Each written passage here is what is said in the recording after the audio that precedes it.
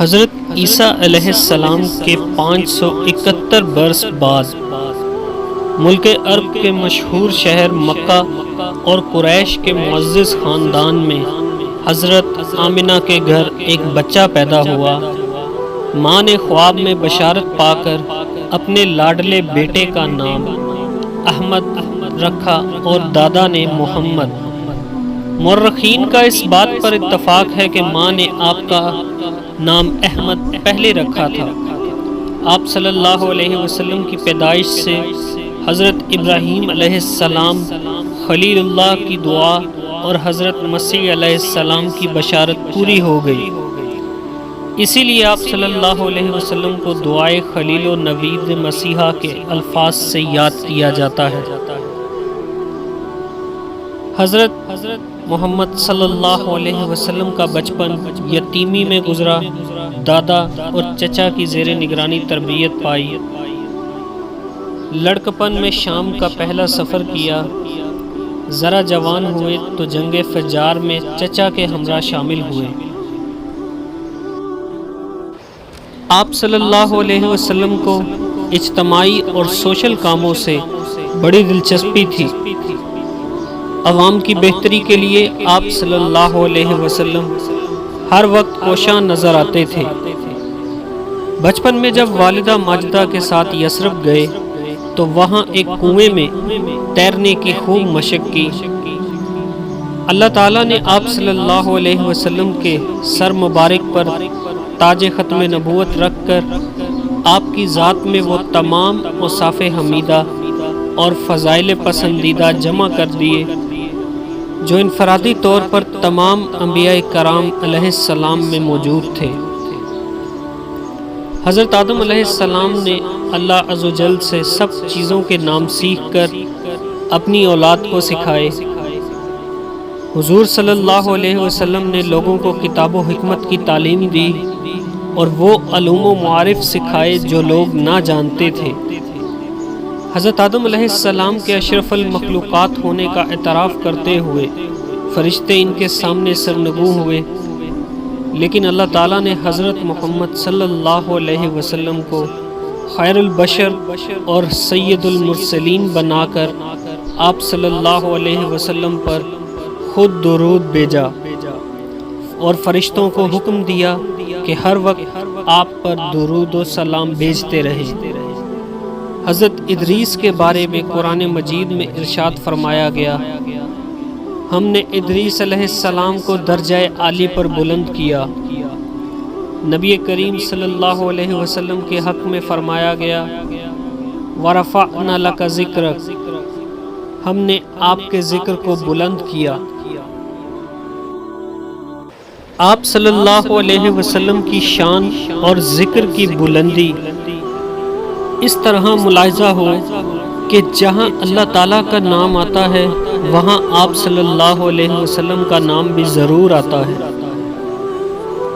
کلمہ توحید، اذان، تکبیر اور درود شریف سب میں خدا اور حبیب خدا صلی اللہ علیہ وسلم کا ذکر برابر آتا ہے۔ سب پیغمبر اپنی اپنی قوم اور اپنے اپنے زمانے کے لیے مبعوث ہوئے تھے، لیکن حضور صلی اللہ علیہ وسلم کو تمام کائنات کی طرف اور ہر زمانے کے لیے رسول بنا کر بھیجا گیا۔ قرآن پاک میں ارشاد ہوا، قُلْ يَا أَيُّهَا النَّاسُ إِنِّي رَسُولُ اللَّهِ إِلَيْكُمْ جَمِيعًا، اے محمد صلی اللہ علیہ وسلم تمام نوع انسانی کو یہ پیغام سنا دو کہ میں تم سب کی طرف خدا کا رسول ہوں۔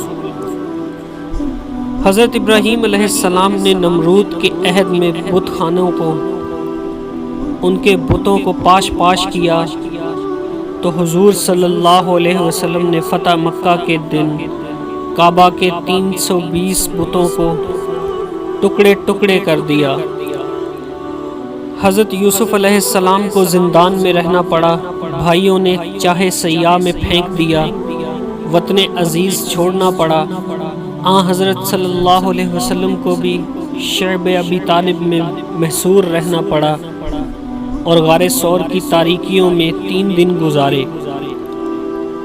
اگر خدا تعالی حضرت موسیٰ علیہ السلام سے ہم کلام ہوئے تو حضور صلی اللہ علیہ وسلم کو معراج میں اپنا قریب نزدیکی عطا کر کے ہم کلامی کے شرف سے نوازا۔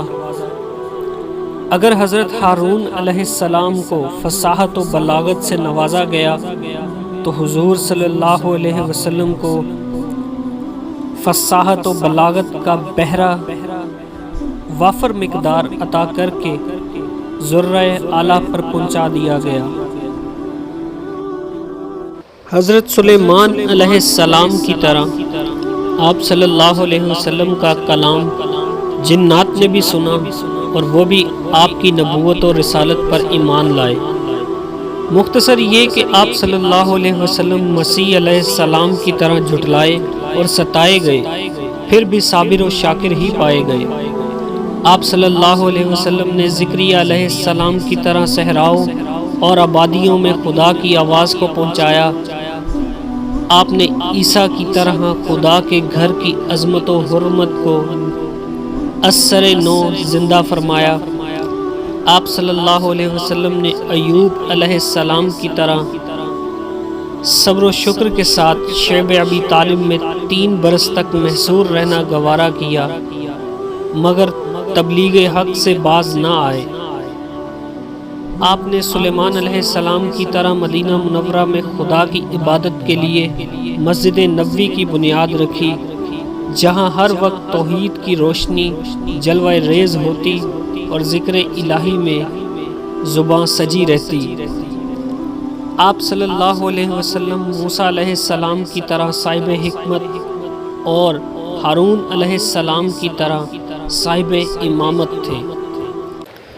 آپ صلی اللہ علیہ وسلم بڑے صاحب الرائے تھے، ہمیشہ بڑے سادہ مگر صاف ستھرے رہتے تھے۔ باوجود حاضر جواب ہونے کے وقار اور ادب کا دامن ہاتھ سے چھوٹنے نہیں پایا۔ آپ صلی اللہ علیہ وسلم کا سیاسی تدبر اور عسکری قیادت اپنی نظیر نہیں رکھتا۔ آپ صلی اللہ علیہ وسلم نے اپنے کردار اور تعلیم سے دنیا کی کایا پلٹ دی۔ نظام کہنہ کے ظلموں کو حرف غلط کی طرح مٹا کر نیا عادلانہ نظام حیات قائم کیا، اخلاق حسنہ کی بنیاد رکھی اور عمدہ خصلتوں کی رسم ڈالی۔ آپ صلی اللہ علیہ وسلم نے جور و ظلم کو مٹانے کے لیے تلوار بھی اٹھائی، سرکش حکمرانوں اور ظالم سرداروں کے خلاف لشکر کشی کر کے جمہور کو ذلت سے نکال کر عزت کی زندگی بخشی۔ آپ صلی اللہ علیہ وسلم نے ایسے قوانین نافذ کیے جو عدل و انصاف پر مبنی تھے اور جن میں عوام کا بھلا تھا۔ آپ نے جمہور کو ذہنی غلامی سے نجات دلا کر سرمایہ داروں کے مظالم سے رہائی دلائی۔ آپ صلی اللہ علیہ وسلم نے امیر و غریب اور بندہ و آقا کے امتیازات کو ختم کر کے ایسا معاشرہ قائم کیا جس میں عزت و شرافت کا معیار دولت اور نسل و خون نہ تھا، بلکہ ذاتی خوبیاں اور انفرادی نیکیاں معیار قرار دی گئی۔ آپ نے توحید کی اشاعت کر کے انسانی شرافت اور بزرگی کو بلند تر کر دیا۔ آپ صلی اللہ علیہ وسلم خدا کے آخری پیغمبر ہیں، آپ کے بعد اور کوئی نبی یا رسول نہیں آئے گا۔ آپ صلی اللہ علیہ وسلم کی امت آخری امت ہے اور قرآن مجید خدا کی آخری کتاب۔ آپ صلی اللہ علیہ وسلم کا کام بڑا مشکل تھا، آپ کی منزل بڑی کٹھن تھی، لیکن آپ نے بڑی حوصلہ مندی، بڑی ہمت و جسارت، بڑی بے باکی اور حق گوئی سے 23 سال کی قلیل مدت میں وہ کارہائے نمایاں انجام دیے کہ دنیا محو حیرت رہ گئی۔ آپ صلی اللہ علیہ وسلم نے ایک جاہل اور اجٹ قوم میں ان کے ذریعے سے ساری دنیا میں ذہنی انقلاب پیدا کیا، اجتماعی اور سماجی انقلاب پیدا کیا۔ سیاسی اور مذہبی انقلاب پیدا کیا، اقتصادی اور معاشی انقلاب پیدا کیا۔ آپ صلی اللہ علیہ وسلم نے دنیا کو ایک ایسا دستور عمل عطا کیا جس کی نظیر نہیں ملتی۔ آپ صلی اللہ علیہ وسلم کی زندگی ہمارے لیے بہترین نمونہ ہے۔ اگر آج ہم توحید پر گامزن ہونے کا تہیہ کر لیں اور صراط محمدی کو اپنے لیے شاہراہ قرار دے لیں تو فلاح و کامرانی آج بھی ہمارے قدم چومنے لگے۔ ہم پھر سے نئے نظام حیات کی بنیاد رکھیں، ساری خدائی اور پوری کائنات ہماری بن جائے۔